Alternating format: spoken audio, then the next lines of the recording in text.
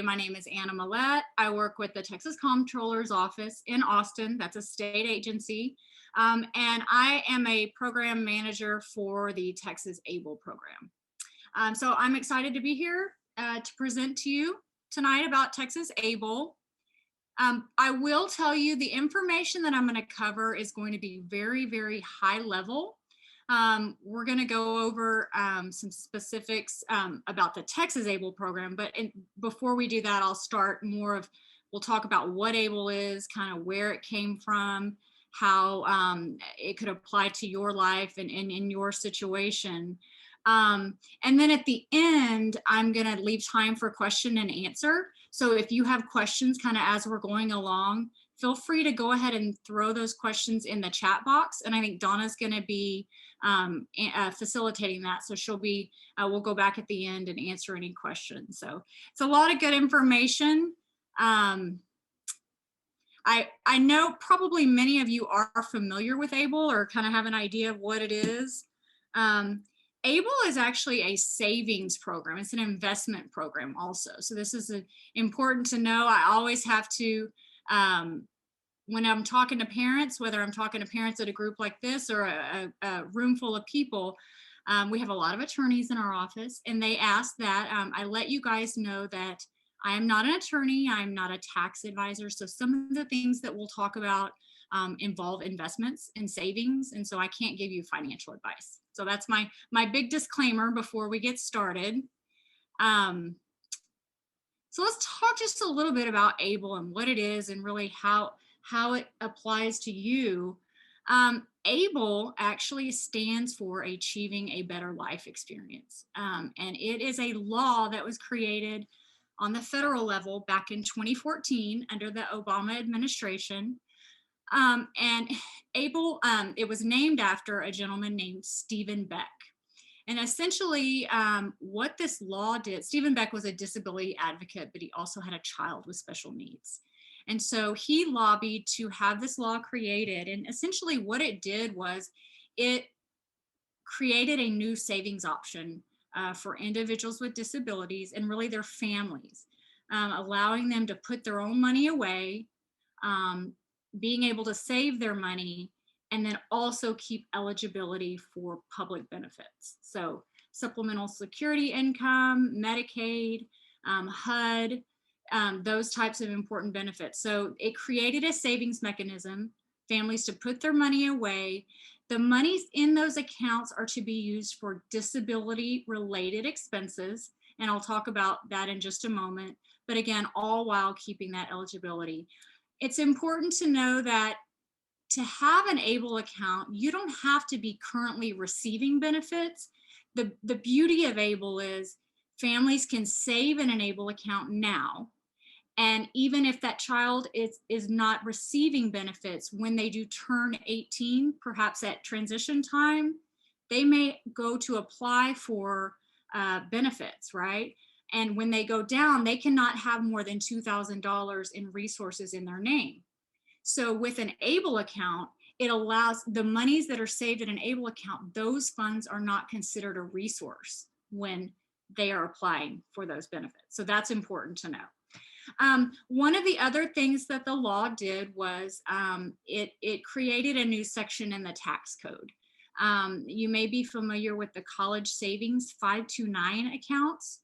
Those accounts are saving for higher education expenses, so college expenses.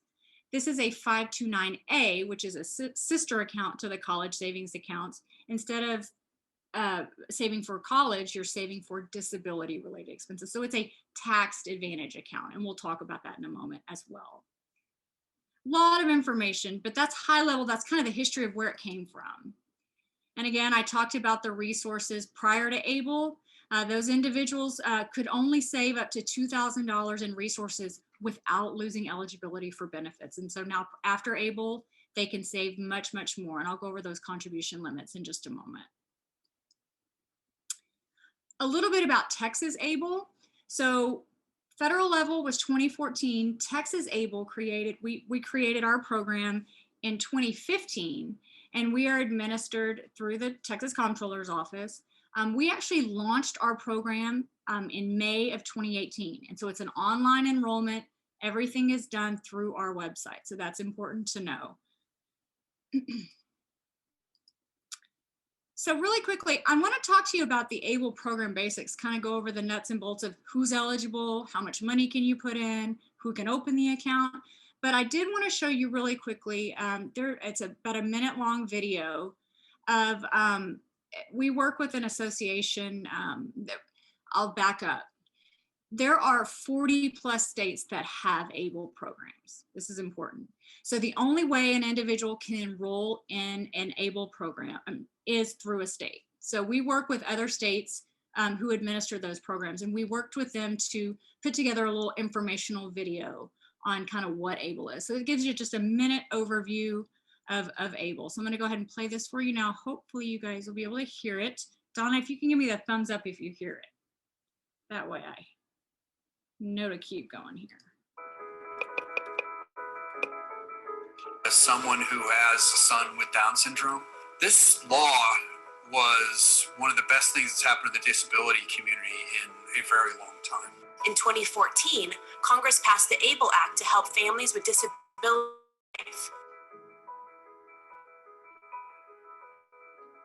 The ABLE Act is a game changer for Americans living with disabilities, but there's a problem. Only 50,000 Americans are currently using ABLE accounts to save. And more than 14 million are eligible. An ABLE account is a savings plan that people with disabilities or their families can use to save for someone with a disability the same way that people can save for someone without a disability. Ethan has needed extensive dental work, which has cost thousands and thousands of dollars. You can go down the list, and pretty much every part of his life took on an added expense.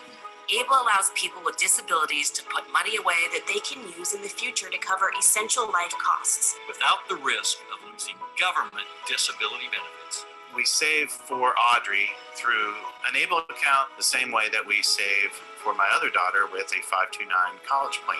Before ABLE, people with disabilities who depended upon government benefits to cover the high cost of living with a disability couldn't have savings of more than $2,000 without risk of losing their benefits. Nobody can live off $2,000. This limitation made it extremely difficult for many people with disabilities to live independently.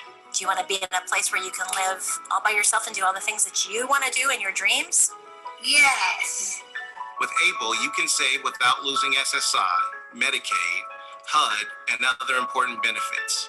ABLE allows you to set aside up to $15,000 each year. If there's one thing you need to know about the ABLE account, it's that your money grows tax-free. But the difference is that you can use it at any time to pay for any eligible disability-related expense. My favorite thing about ABLE is that it is flexible and simple. That I just go and sign up on the website and it's done and I'm saving. Stable, dependable, Capable. Enable, Available. We need your help to spread the word on ABLE. I'm excited to announce a new savings program for Texans with Disabilities administered through my office. It's called the Texas Achieving a Better Life Experience, or ABLE program. With the Texas ABLE program, eligible Texans with disabilities and their families can save money for short and long-term disability-related expenses in a tax-advantaged account. For too long, many Texans with disabilities have been unable to work towards financial independence. Texans with disabilities now have a path towards a better future. Find out more today at texasable.org.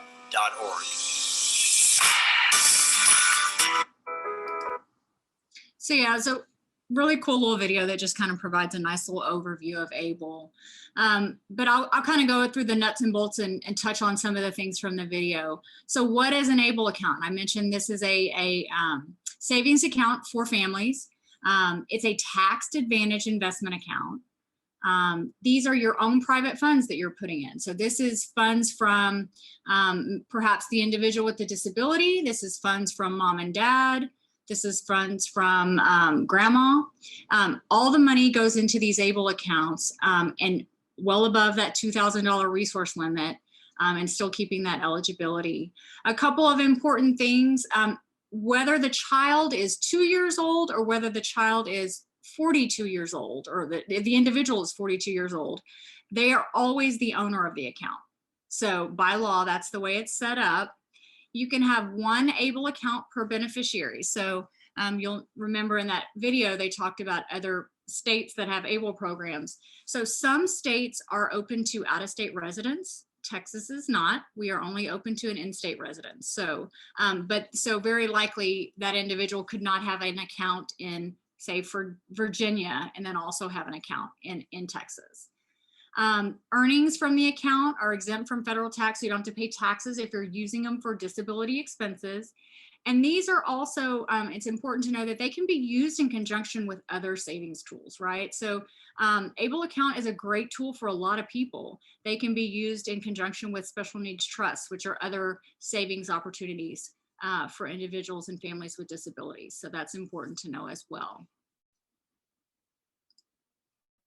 So eligibility requirements. So based on that federal law, it laid out the requirements, and they go as follows. Basically, the individual with the disability their disability has to have occurred before their 26th birthday.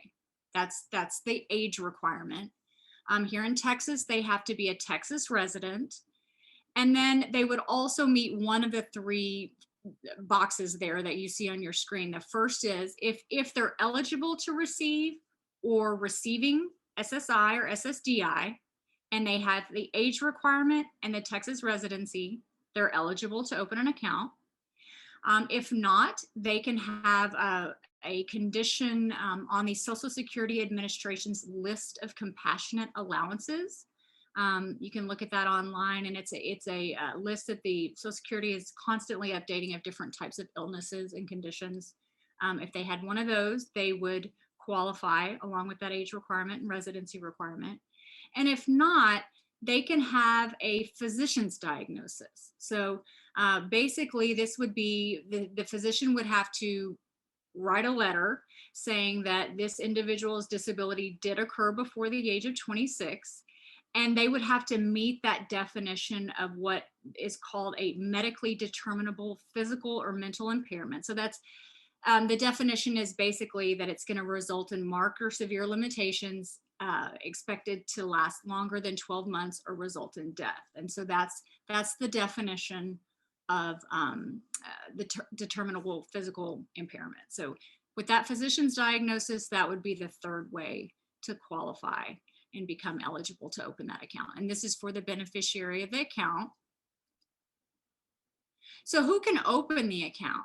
So remember, the beneficiary is always the owner of the account, no matter what. There's two ways to open it. So that individual with the disability who is 18 years of age can certainly open his account, manage it on his own. That's the beauty of ABLE. Saving that money, being able to see the money go in, use it to pay for disability expenses. So it's a financial tool, an empowerment tool for those individuals who are able to do that. The second option is going to be an authorized legal representative. So that's going to be a parent, a guardian, or some other form of fiduciary. So that could be a trustee, a power of attorney, a representative payee.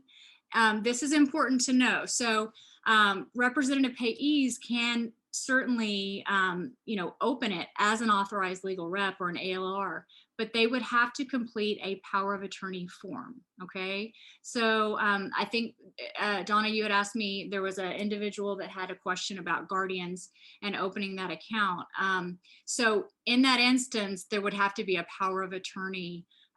If the person, the ALR, was not their guardian, they could certainly have a power of attorney form that would work to be able to open it up. So different ways to do it. Basically, at the end of the day, that person has to be acting in the best interest of that individual with the disability and being able to manage that account for them. But I'll answer any questions about this also at the end. So how much can go into the ABLE account? $15,000 a year. That's every taxable year you can put into the ABLE account. Now, if the individual is working, they actually passed a law a couple years back to where it's called the Able to Work Act, to where those individuals who are working can actually save above and beyond the $15,000 a year. up to an additional 12,000, so really 27,000 a year in that ABLE account if they're working and they are not contributing to an employer-sponsored retirement plan. That's the way the law was written, so that's important. So additional options for those being able to save more if they're working individuals.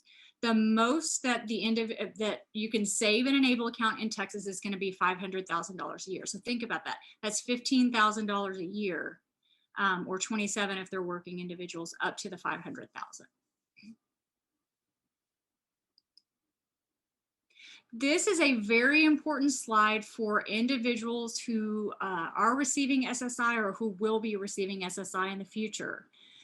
Essentially what this slide says is those individuals can save up to $100,000 in their ABLE account before any they would lose any monthly benefits for SSI. So once that account reaches $100,000 at $15,000 a year, once it gets to $100,000, if they're receiving SSI monthly benefits, those benefits are temporarily suspended. Monthly benefits are temporarily suspended until that account goes back down under the 100,000. That's very, very important. Now, also important to know that Medicaid benefits always remain. So even when that account goes over $100,000, those Medicaid benefits are always going to continue. So that's important to know as well. It's just the SSI benefits that would be affected. Countable income. So this is saying that if the individual is working, it's still going to be considered earned income for SSI determination purposes. That's important to know. Just because it's going into the ABLE account doesn't circumvent the process that it would be earned income. So money goes into the account, and by law, it says it's to be used for qualified disability expenses. So what really is a qualified disability expense? At the end of the day, if you can tie that expense back to the health independence or improving the quality of life for that individual, it's considered a qualified disability expense. So this includes basic living expenses, housing, taxes, a cell phone bill, food, clothing. Really, at the end of the day, health, independence, or quality of life. Now, the IRS does give us categories that provide for all the ABLE programs. And so you can kind of see here, this is just examples of what would be considered a qualified disability expense. But at the end of the day, as long as you can justify that that expense was used for the benefit of that beneficiary, and you can tie it back to their disability. They made this very, very broad on purpose because a disability expense for my child may be different than for what your child would need, right? Every person is going to be different. But these are some general categories of expenses. And again, the beauty of ABLE is the money goes in, you can use the money however you see fit, whenever you see fit, and whatever you want to use it on. We're not in the business of approving or denying how it's used. So, I mean, it's you're in control of whoever is managing that account is in control of it, all through our online system. And I'll talk about that in just a sec. Now, there is a Medicaid payback provision for an ABLE account, or really any ABLE account, but definitely here in Texas. And so what this says is, if the individual, this only applies for individuals who are receiving Medicaid or will receive Medicaid.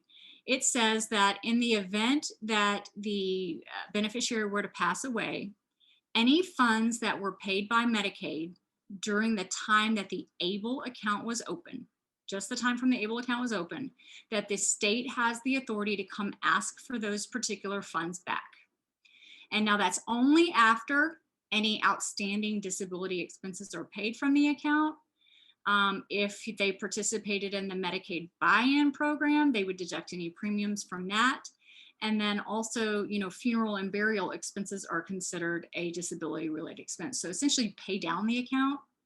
And then anything that's left, the state has the authority to come ask for those particular funds from when the ABLE account was open, not the lifetime of the individual. So that's important. Okay, and I can answer any questions on this if you guys have it at the end here in just a moment. So really quickly, let's talk about Texas Able. So I mentioned we opened for online enrollment in May of 2018. Everything is done through our website. So that's important, texasable.org. The enrollment process, whether you're the individual with a disability or the parent or authorized legal rep opening it, takes probably 20 minutes to enroll. You're going to need some identifying information for the beneficiary and yourself. You'll have to go through, we call it what's a self-attestation enrollment process. So what that means is there's nothing to upload. You're going to go in, you're going to enter your information, enter information on the beneficiary, enter information on their disability. And at the end of that enrollment process, you're going to check a box and you're going to say, I am who I am. The beneficiary is who they are. Their disability did occur before the age of 26. And so it will generate the account for you. So it's a fairly simple process to do. It doesn't cost anything to enroll in the program, but when you get ready to make that first contribution, it is a $50 minimum to make that first contribution. And then anything after that's going to be a $25 subsequent contribution. Now, during that enrollment process, this is important because part of that is where you get to select how you want your money saved. So remember my disclaimer in the beginning when I talked about how they were investments and savings accounts. This is where we start talking about the way that the accounts are set up and the way different options you can save and select. So when you go through that process, you're going to get 4 options to choose from. Okay, 3 of them you'll see on the left-hand side are going to be what they call managed allocation options. Those are risk-based. They're based on the stock market. So they're already predetermined portfolios for you based on your situation, how you want to save. The 4th option is going to be a bank savings option. It is an FDIC insured bank savings option. Up to $250,000. And so this one is going, there is risk involved in this one as well. It's going to work more like a money market account. So it's going to be very, very low return. I will tell you all of this information is on our website. All of the performance information for each one of these investment options are there as well. So you can certainly go back and look at the history of these. These are the same, I didn't mention this in the beginning, but our office also administers the state college savings plans, the 529 plans. And so these are the same funds that we use for, you may be familiar with the guaranteed tuition plan or the Texas Tuition Promise Fund. We use these same funds for that. So, but all of the information is there on our website. So when you go through the process of enrollment, you can select from one option, one of those 4 options, or you can, break it up into and put money in, divide it into percentage into each option. I will tell you that we have probably about 50% of the folks that are enrolled in Texas Able put all of their money in the FDIC insure option, and then probably the other half put everything in the aggressive. So it's either one or the other. Some people are put their money in, they don't look at it and they don't take the money out to be used. Some of it put it in and then they use it every month to pay for certain disability expenses. So it's just can be used any way that, for your situation. Let's see here. Oh, also based on that federal law, you can change your investment options up to twice a year. So you can go in, look at the performance and go into our online system and you can manually go in and change those investment options. So that's pretty cool as well. So our online system also has a really neat little tool called the online e-gift tool. And so what this is it's a way for whoever's managing the account to go into the online account, and it creates an email to send to family or to friends or really a neighbor, anyone, and say, what, we've got this Able account, it's my birthday, or we're saving for a modification to our home for XYZ. And it invites those individuals to basically contribute back into that Able account. And so it's a way for them to securely put back in that Able account without actually handing money to that individual, which would be counted as income for that individual. Does that make sense? So it's a pretty cool little tool that they have on the online system. So once the money goes in, really using the accounts all done online, the money goes in online, money's going to come out online. There's different ways to put money in. You can certainly write a check, put the money into the account. You can set up a payroll deduction to have all or a portion of a payroll put directly into that ABLE account. Electronic funds transfer, so you would do, say, perhaps connect it from a Wells Fargo account, your own personal checking or savings account, and electronically transfer the money directly into that ABLE account. Automatic contribution plan. So this is basically if you want to put in $50 every month into your ABLE account, you can set it up and it will automatically draft directly into that account. You can roll over from a college savings 529 account. This is important. They changed the law a couple years back to allow for families who may have started a 529 college savings account and later found on that they were not going to be able to use it for those purposes. You can actually roll over the funds from that 529 college savings account into the 529A ABLE account and use those funds really for qualified disability expenses, including education, but to be able to use those funds. Now that keep in mind that it's still subject to that $15,000 contribution limit every taxable year. So that's important to know. You can roll over from another ABLE program. So if you're in Virginia, we'd love to bring you back to Texas. You could certainly do that. The online e-gift, and then also you can set up for special needs trust. So many families do have special needs trust. You can write that trust to where basically that trust would deposit or contribute X number of dollars into that ABLE account. So you can use them, you know, in different ways, however you see fit. So withdrawals, money's going to come out online as well. You can have a check executed from the account. There is going to be a fee involved to have that done, and I'll tell you about that in just a moment. So you would, by ACH withdrawal, so basically you take the money, withdraw it out online, it would go into a personal checking or savings, and then you would pay for the disability related expense that way. Or you can use our prepaid card. So we just launched our new prepaid card in November of last year.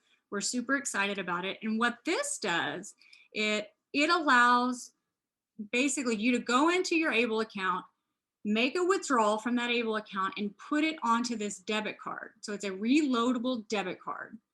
And then the monies that are on that debit card, you use it to pay for disability related expenses, whether you're paying for them online, whether you're paying for them, you know, in a store, or, you know, paying a medical bill, that kind of thing. Everything is accounted for on that debit card. And so we partnered with US Bank to have this debit card. So they have a really cool mobile site and app that you can download on the phone and go in and check all the transactions, and it keeps all the history there for you. So that's going to be a super, super easy way. There is no cost to have the prepaid card. There are going to be fees based on how you use it, meaning if you were to try to use it internationally or something like that. But for day-to-day monthly expenses, there's no cost to have that debit card. So we're really excited about that because it opens up, you know, making folks easier to use their ABLE account, you know, really on the go. So, and then when you go through that enrollment process, it will, they'll ask you if you want to have that debit card and they'll mail it directly to you. So super cool card to have. Important withdrawal considerations. So this is important. So what this says is, if in the event you're using your ABLE account and you pull that money out, and at the end of the day, the IRS were to say, that was not a disability related expense. Okay, remember these are tax advantage accounts. So it would work just like if you took money out from a college savings account and you decided to use it for something other than college, you're going to have to pay a penalty for that. So if you use the money out of the ABLE account, the IRS were to say that it was not a qualified disability expense, you have to pay taxes on that particular distribution that you took out and an additional 10% tax. That's important. So I'm going to give you an example. I normally don't like to give examples because then people are going to go back and say, well, Anna Millette said that this was a qualified disability expense. And because at the end of the day, it's not my determination. But for example, if you wanted to take your child to Disney on a vacation, that's a quality of life expense, right? So that would be you making that justification to that's what it was used for. So you take the child to Disney, and you take your child's your other child along with you, right? And so you pay for all the expenses through the ABLE account. And then at the end of the day, the IRS were to determine, wait a minute, you paid for your son's expenses out of the ABLE account, right? In addition to your child. So you would have to pay a penalty and taxes on that particular distribution that you took out to pay for your son. Okay. So that just to kind of give you an example of what would be considered, what would not be considered a disability expense, but you would have to pay that 10% tax as well. So that's important to know. And then maintaining those records, everything is done really through that online apps. If you're using that prepaid card, you can go online and look and see the transactions, but it really, at the end of the day, it's your job to, or whoever's job managing the account to keep those records. So of any sort of expenses that you are using to pay for out of that ABLE account. So keep your receipts and your documentation. That's very, very important as well. Again, managing the account online, everything is done through our website. Let's see here. You can, yeah, I've already gone through this. Let's see. I'm having an issue here. So fees. So in order to have a Texas ABLE account, well, really any ABLE account that you have, whether it's in another state, there are going to be fees involved as it's an investment account. So here in Texas, it's a $4 a month to have an ABLE account. So that's $48 a year. And then there's various fees if you want to have a paper delivery of your statement and that kind of stuff. It's $10. The check processing fee, if you want to have a check executed from the account to pay for a disability expense, it's a $5 fee. So, you think about that and, maybe consider some of those other options to take the money out. ACH withdrawals. So with the $4 a month fee, you get 2 ACH withdrawals from the ABLE account out of that to your own account. Okay. So a withdrawal to a prepaid card is considered an ACH withdrawal. So you could take out $1,000 and put it on that prepaid card, and that's considered one ACH withdrawal. Okay. So with that $4 a month fee, you get 2 ACH withdrawals. Anything above that is going to be that dollar transaction fee. So this is kind of where you would want to look and say, what am I going to be using my ABLE account for? What am I going to be paying for? Am I going to pay rent? Am I going to pay a cell phone bill every month? And kind of almost budget how you're going to use it. I will tell you, I usually have a slide on housing and I didn't put it in. I will tell you that there are a lot of families that are using ABLE accounts to pay for housing. And so what happens is they're in families who are receiving SSI, maybe receiving a what they call a 1/3 reduction for housing expenses. So the individual with the disability is living at home with mom and dad. So they're not receiving their maximum $800 a month. They're only going to receive $650, okay, because they're living at home with mom and dad. So there are instances where if you're paying for the housing expense out of the ABLE account, the individual with the disability owns the ABLE account. So essentially they're paying their own housing expense, right? It eliminates that 1/3 reduction so that that family would get that full $800 benefit versus, and that 1/3 reduction will go away. And I know that's a lot of information and there's a whole SSI component that, remember, I'm not a benefits advisor on, but I will tell you that lots of families are using it for that reason. And I would highly encourage you to look that information up because that's worth it if you're receiving benefits or plan to receive benefits in the future for those purposes. So very important to know. So also on our website, I always like to let you guys know on our website, we have these important links here for you, and really what they are, they're just the rules and regs on the way the other agencies treat ABLE programs. So Social Security Administration, they have a whole operating manual on the way their employees see ABLE programs. Center for Medicare and Medicaid Services as well. And then the IRS, they have a whole publication on the tax treatment of ABLE accounts. So you can go back and look at this and go, you know what? Anna's talking all these things. You got to tell me these IRS. And here's all the information. We definitely want you to read this information and be familiar with it. You know, as we're a state agency, we do have to coordinate with other agencies. And so they have certain guidelines on the way they treat ABLE accounts too. That last link there is the Texas State Securities Board. They have a really good website just for sort of investing 101. And this is out there on our website. So we encourage you just to look at that if you want to just get started with investing. And then connecting with us. So we have a customer service team that all they do is talk about Texas ABLE Monday through Friday, 8 to 5. So if there's any question that you walk away here and you go, I have no idea what she said on this one thing, let me call them and they will help you out and walk you through the process. If you're going through enrollment, you have questions, they can walk you through that as well. You can certainly always contact me. Myself, I also work with another lady, Vanessa Goodson. So our primary job is to really travel. Normally, prior to COVID, we traveled around and talked to families. So, but you can always contact us. We're available virtually. So if you guys want to have just a one-on-one meeting, you have a question on something, if you have other a church group or other parent groups that may be interested in learning more about ABLE, we're glad to set up a presentation just to really answer any questions that you may have. That's a lot of information. And I told you guys I was not going to talk fast, but I really kind of do talk fast. So I apologize. A lot of information to go through. So I would imagine you have some questions, Donna. So I'm happy to kind of go back and answer any questions at this time. Yeah, it looks like there's 3 for sure that went into the chat room, but some people may want to ask you also. So the first one's an easy one.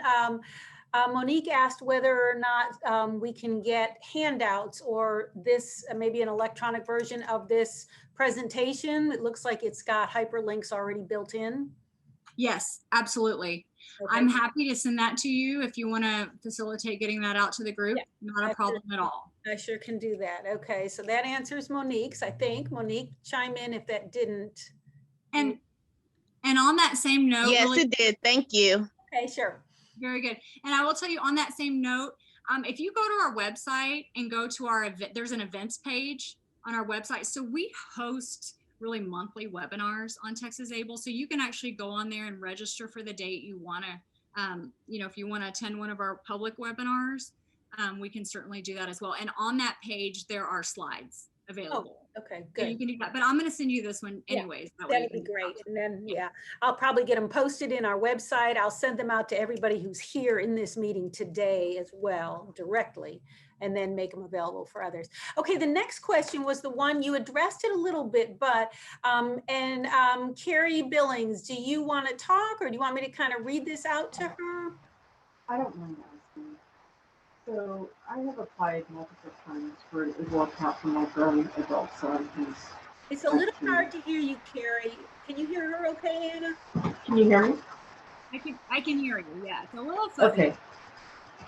So did you hear the first part? That you've applied multiple times. Yeah, and I've been denied. So in the whole process, it asked for guardianship paperwork. And maybe I'm not doing it right. I don't know, but I think I've applied 3 different times over the past year, and I haven't been unable to get an ABLE account for my son without guardianship. And I have power of attorney, but it never asks for that in the process. Okay, and so you said you've tried to enroll into an ABLE account through Texas ABLE? Yes. Okay, and so when you go through the so part of the process when you're enrolling as an authorized legal rep, you're going to go in and as obviously you're the parent, but all right, so you would be opening it as the authorized legal rep.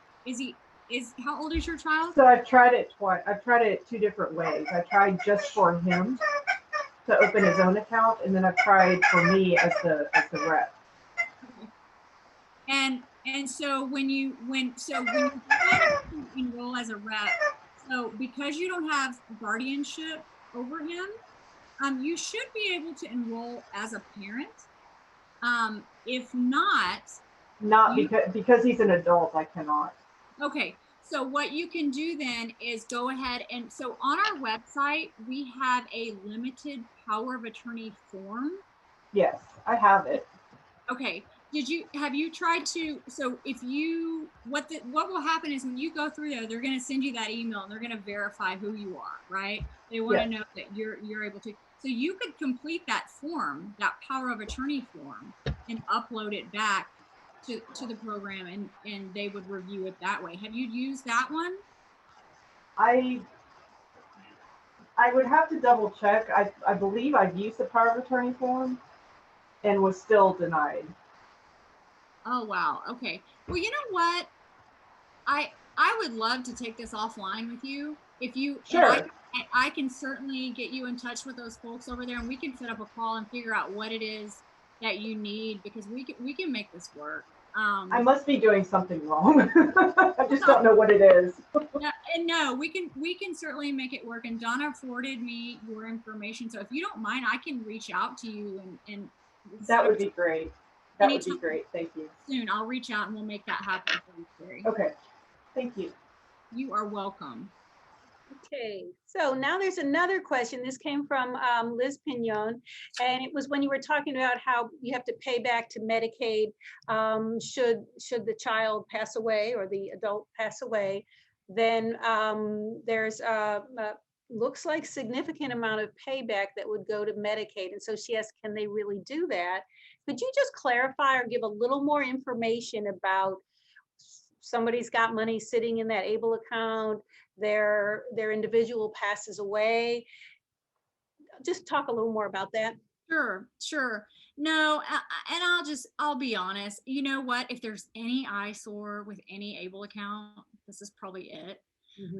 Meaning people look at this as, wait, that's my money and I'm putting in, and why does the state have the authority to come ask for those particular funds back? And at the end of the day, they do have that authority. I will tell you, since Texas ABLE has been open, they've done it once. Okay. We do have a contract with Texas Medicaid, HHSC, and to facilitate that. So it is it is in the process, and it can happen, absolutely. And it can happen at any ABLE program. The thing to think about is really think about how long that account is going to be open, right? So we're looking at $15,000 a year.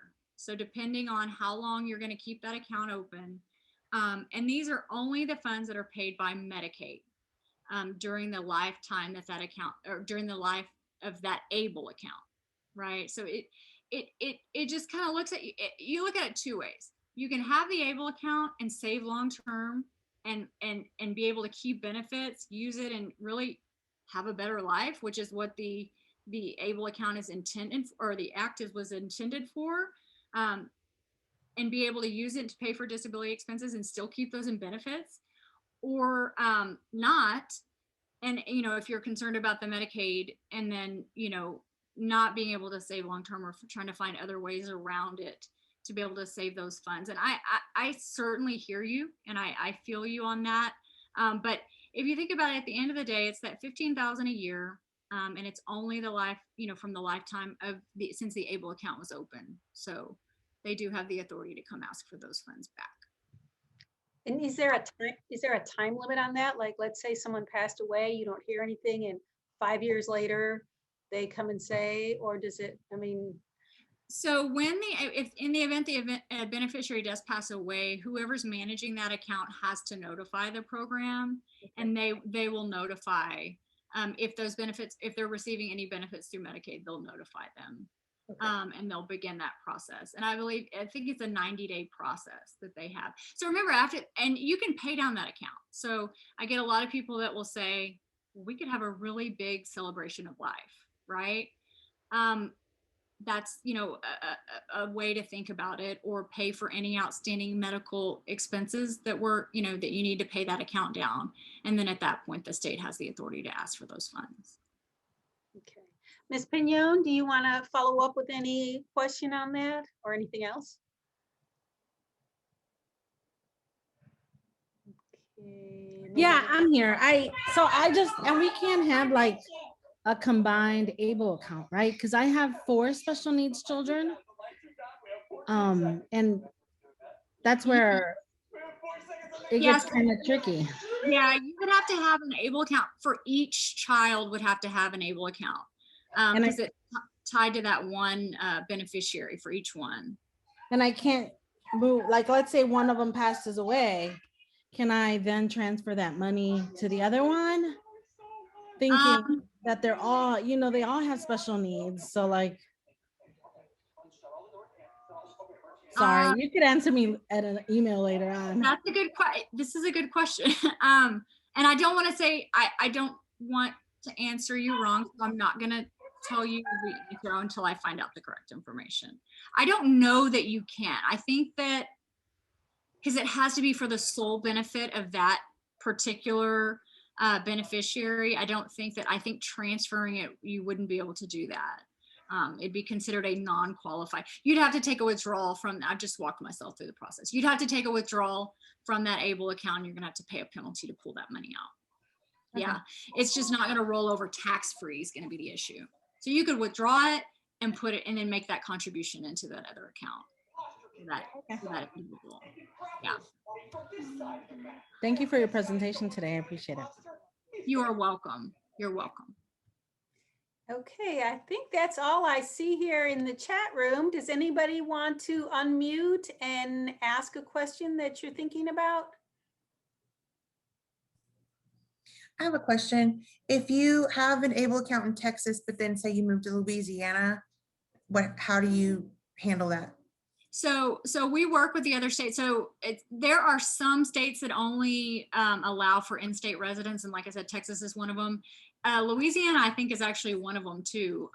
So we would work with you. There's a rollover form. We'd work with you in Louisiana to get that information or to get that over. Because you would lose your resident, you would lose the ability to have the account here in Texas because you would no longer be a resident. And then if you say you just wanted to close, say I'm moving to a state that doesn't have ABLE and I need to close it, or is there a penalty? Can you take all the money out? And just as far as just closing it, there would be. So if at the end of the day, if you close the account, you're going to be, and you withdraw it, to the money that comes out, it's not going to be a disability expense. So yeah, you would have to pay the penalty. Now in that, the taxes on that money as you pull it out, because it would be a non-qualified withdrawal. But in the cases, if you were moving to another state that didn't have an ABLE account, you could roll it over to a state that accept out-of-state residents. For example, Ohio. I'll tell you, we work with all of, and they have, you know, nationwide enrollment. All of the states, all of the programs are set up exactly the same. As far as the administrative fees, they're very similar. Administrative fees, investment fees, and then, you know, the way you can enroll, and then the prepaid cards. They're all very, very similar. So we would help you roll over to a state that accept out-of-state residents. And then on the prepaid card, I know like with flexible spending, say I make purchases this month with the card, do I then have to send something in to show what the purchases were for? I know the card keeps track of, like, say I went to Walgreens, but you don't have to, you would maintain that receipt from Walgreens. You'd want to hold on to that. At the end of every month, we're required by law to send your ABLE account information to HHSC and to Social Security. So they have your ABLE balances, so they know what's in there. So no, in answer to your question, no, you would keep all that information, just mainly keeping the receipts just in case you get audited or something, yeah. Right? Okay, thank you. That's all I have. Thank you. You are welcome. Okay, Catherine has a question. She has an account in Nebraska and she's wondering if there's any problem with transferring that to Texas. Catherine, I'm not sure if it's an ABLE account or a different type of account. Could you clarify that?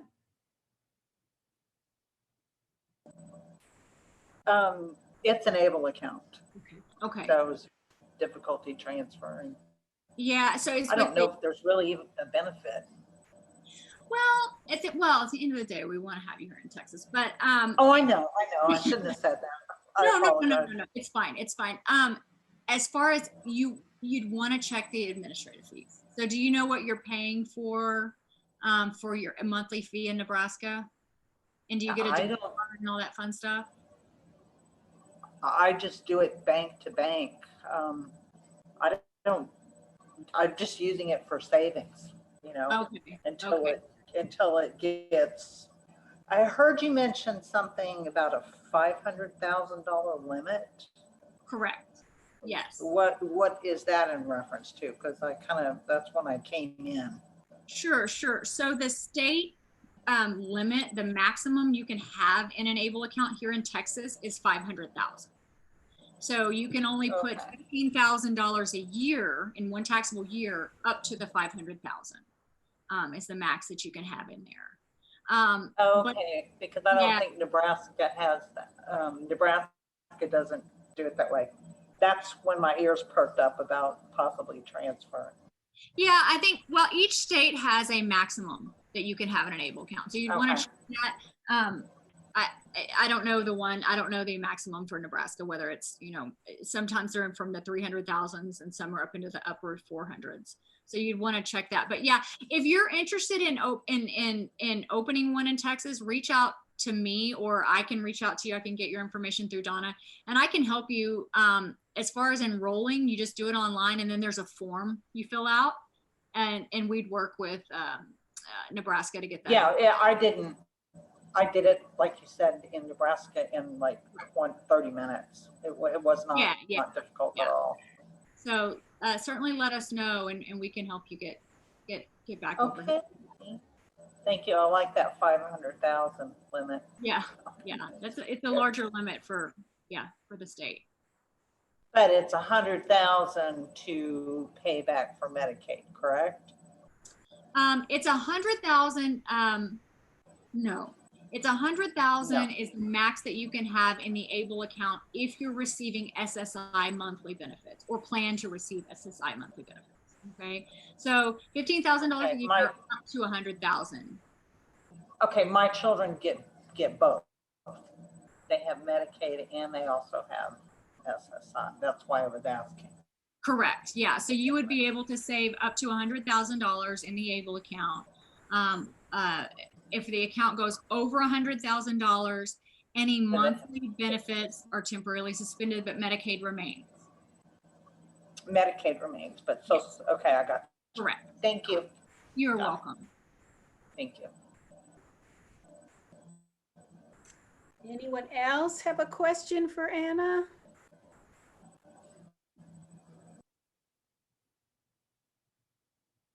Yeah. Well, Anna, I want to thank you. This is complicated stuff, and every time we hear from somebody, like I said, you're the first time we've had somebody from the ABLE account program come and speak, and yeah, you were super helpful. I will be getting this PowerPoint, or it's really not a PowerPoint, is it? But these slides out, which have lots of great links, and then the recording I'll make available. And I just want to thank you so much for giving up your evening to talk to us remotely. You are welcome. Thank you for the opportunity. And I'll send those slides over, and you guys feel free to reach out if y'all need anything. Okay. All right. Now, is your on one of the slides, probably right on the first one, is there your contact information?